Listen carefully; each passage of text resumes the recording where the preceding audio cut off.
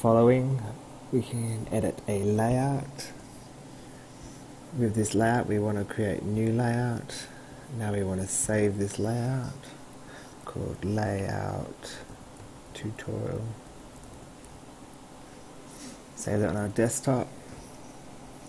So now it says layout tutorial. Now we need to tell Tablet Pro to load this layout that we're going to be editing.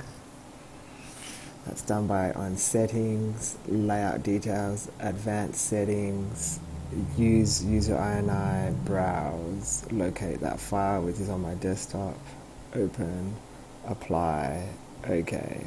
So now the changes that we make inside this will reflect on our view. So let's open up our float window. And here we are in our layout of float. Let's zoom in here and do some modifications. Let's remove the left and right button.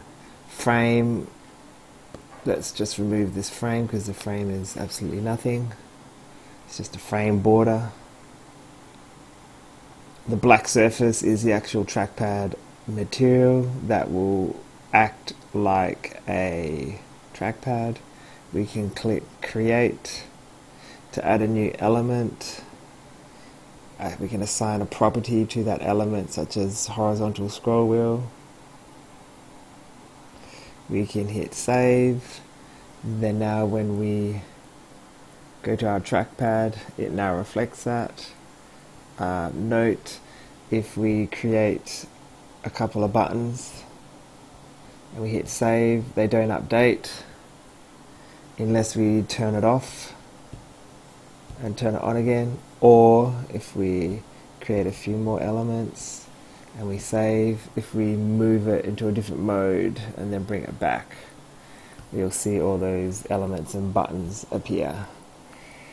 So we want to assign some buttons. Probably you normally wouldn't assign buttons onto the float. A more suitable one would be full screen mode or assist pad or artist pad. So let's edit the artist pad in this instance. So let's turn on the artist pad so we can see it.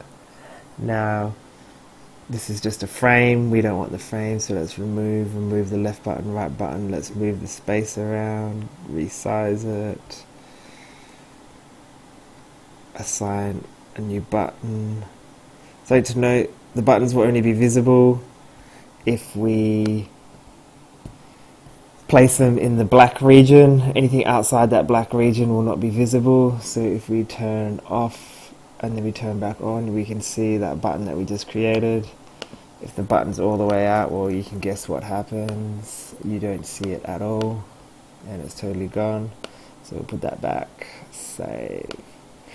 We can change the properties of these buttons. By default, when you create a button, it's always left button, but you can got a whole list of different features. It would be cool to have some other features such as load a file or load an application, but that's not out yet. And that's how you edit.